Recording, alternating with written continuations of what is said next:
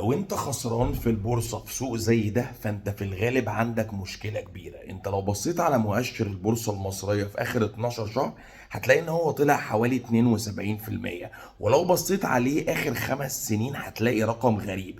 انا ما عنديش مشكلة انك تبقى خسران في سوق صاعد وقت الكورونا، احداث غير طبيعية، رغم ان اللي فاهم احتفظ باسهمه في نفس الوقت وعمل بورتفوليو ريبالانسنج وطلع من الحاجات دي باشا. بس الفكره ان السوق بيطلع عندنا بقاله 5 سنين، النهارده انت خسران ازاي؟ انا هقول لك انت بتعمل ايه وانت ليه خسران في سوق صاعد بالطريقه دي. قبل ما ابدا بفكرك ان في جروب تعليمي مجاني في الصفحه الرئيسيه في القناه، جواه معلومات تعليميه كتيره مش بحطها هنا، بالاضافه الى لست للاسهم القويه ماليا طبقا لوجهه نظري الشخصيه، وهذه ليست دعوه للشراء وهذه ليست نصيحه ماليه.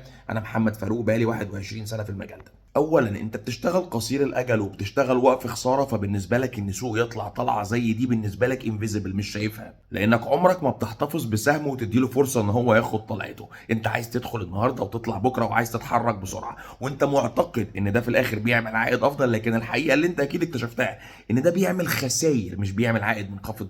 عايزك تنسى خالص فكره التداول اليومي، الصفقات اليوميه، اسهم اليوم، والكلام اللي احنا بنشوفه اللطيف على الانترنت ده، اللي محصلته النهائيه في اغلب الاحيان بتكون الخساره ان ما كانتش الخساره الفادحه. ولو انت معتقد الاعتقاد الخاطئ ان انت عشان تتحول لمستثمر محتاج ان انت بقى تحتفظ 5 سنين والكلام ده، الكلام ده مش مظبوط خالص. ممكن مستثمر يحتفظ بالسهم اسابيع، على فكره مستثمر متوسط الاجل، لكن فكره اليوم والساعه والدقيقه انت جربتها واديك شفت هي عامله ازاي. بالنسبه بقى للناس اللي بتقعد تقول يا عم ما انت بتقعد تقول واحنا مش عرفنا ان مش عارف ايه، ما يمكن انت كمان، على فكره انا ما بتضايقش خالص من اللي بيقول كده، وحقك، لان في الاخر اي حد ممكن يحط قدامه كاميرا موبايل ويطلع يتكلم ويعمل نفسه مش عارف ايه، صح جدا.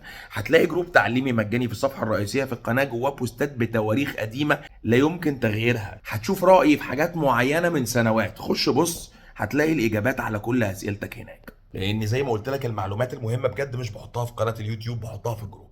وطبعا اللي بيسموها التشيري اون توب بقى، اللي هي الكريزه اللي على سطح التورته اللي انت بتبوظ بيها كل حاجه، ان انت بتعمل وقف خساره. يعني انت كمان في كل تصحيح بتخسر، ما هو طبيعي، ما انت كل ما السوق ينزل انت بتعمل وقف خساره بتخرج، لان انت مش متاكد انت شاري ايه ومش واثق في اسهمك، وشاري حاجات يا اما تعبانه يا اما انت مش واثق فيها خالص، فعايز تخرج منها باي طريقه، فبتخسر في تصحيحات. ولما تيجي الدنيا بتطلع انت مش مستثمر متوسط الاجل حتى علشان تاخد الطلعه، فانت لا بتاخد الطلعه وبتاخد النزلات كلها، فطبيعي جدا تبقى النهارده الوضع معاك عامل كده. البورصه بيعدي عليها اوقات وحشه وبيعدي عليها اوقات حلوه، وبيجي اوقات بيبقى السوق بينزل، وبيجي اوقات بتبقى صعبه شويه، وبيجي ازمات زي مثلا ازمه الكورونا. اكيد كانت الدنيا فعلا منطقي جدا تكون محفظتك نازله اثناء الكورونا، رغم انه مش مبرر انك تطلع خسران، ان زي ما قلت لك اللي شاري اسهم قويه تحت قيمتها وبيحتفظ بيها حتى لما بتعدي عليه ازمه بيطلع من الازمه في الاخر باشا. لكن القصه كلها ان احنا بقالنا 5 سنين في سوق صاعد بطريقه زي ما انت شفت عامل ازاي.